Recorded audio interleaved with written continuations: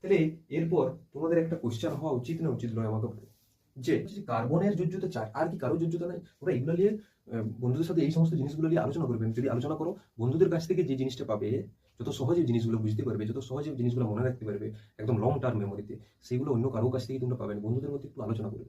তোমরা বন্ধুদের মধ্যে আলোচনা করো না, এটা একটা বড় সমস্যা। নিজেদের মধ্যে আলোচনা একটা ইফেক্টিভ জিনিস, একটা পজিটিভ জিনিস, ঠিক আছে? সেইখান থেকে তোমরা জিনিস অনেক জানতে পারবে, ঠিক আছে? ওই জন্য বলি বন্ধুদের মধ্যে একটু আলোচনা করবে। তোমরা আলোচনা সমস্যা হচ্ছে অন্য জায়গায়, তোমরা আলোচনা করো।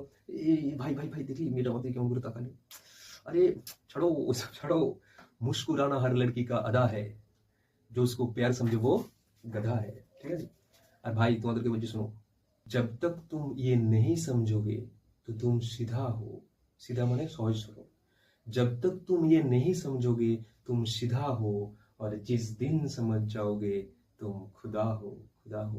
তাহলে আমার কথা হচ্ছে, তোমাদের মধ্যে যে সমস্যাটা, সেই সমস্যাটা হচ্ছে তোমরা শুধুমাত্র আলোচনা কয়েকটা সীমিত জিনিসের মধ্যে আলোচনা করো। তোমরা পড়াশোনা রিলেটেড আলোচনা করবে, অনেক জিনিস ভালো বুঝতে পারবে। কোনো কোনো জিনিস তোমার বন্ধু অর্গানিক কেমিস্ট্রি ভালো বুঝতে পারে, তোমার কোনো বান্ধবী ইনঅর্গানিক ভালো বুঝতে পারে। তুমি তার কাছ থেকে ওইটা ভালো করে যতটা তুমি তার কাছ থেকে যখন বুঝতে চাইবে না, তখন তুমি তার কাছে কোনো ফিল্টার ছাড়াই বুঝতে চাইবে। তখন তোমার মনে হবে না যে ও মাস্টার ও আমাকে বুঝাচ্ছে, একটু ভালো করে বুঝি। তখন মনে হবে যে আমি যদি না বুঝতে পারি আমি ওকে 1000 বার কোশ্চেন করবো। তার জন্য বলছি, বন্ধু বান্ধবীদের মধ্যে আলোচনা এটা ভালো জিনিস, এটা কোনো খারাপ জিনিস না, ঠিক আছে? ভালো করে শোনো। তো তখন তুমি বন্ধু বান্ধবীদেরকে এই কোশ্চেনটা কি করতে পারবে, যে কার্বনের যোজ্যতা হচ্ছে 4, কার্বনের ক্যাটিনেশন পাওয়ার রয়েছে, আর এমন কে রয়েছে যার যোজ্যতা 4 যার ক্যাটিনেশন পাওয়ার রয়েছে? তাহলে আমরা দেখতে পাবো যে ধরো জার্মেনিয়াম, সিলিকন, লেড, টিন, এগুলো সবাইকার যোজ্যতা 4 আর এদের সবারই ক্যাটিনেশন পাওয়ার রয়েছে।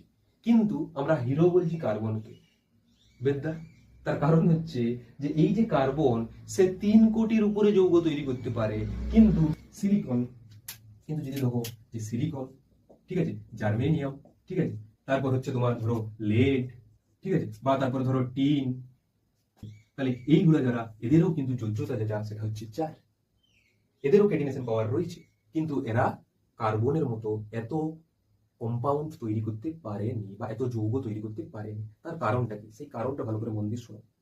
তার কারণ হচ্ছে, এইখানে আমি ভালো করে বুঝাবো এই জায়গাটায়, কারণ পুরো জিনিসটা হচ্ছে নিউক্লিয়াসের উপর বেস করে। ভালো করে দেখো, তার কারণটা হচ্ছে যে এইটা আমি ধরো একটা দেখাচ্ছি সিলিকন, তাহলে সিলিকন, এটা সিলিকন আমি লিখে দিচ্ছি এসে।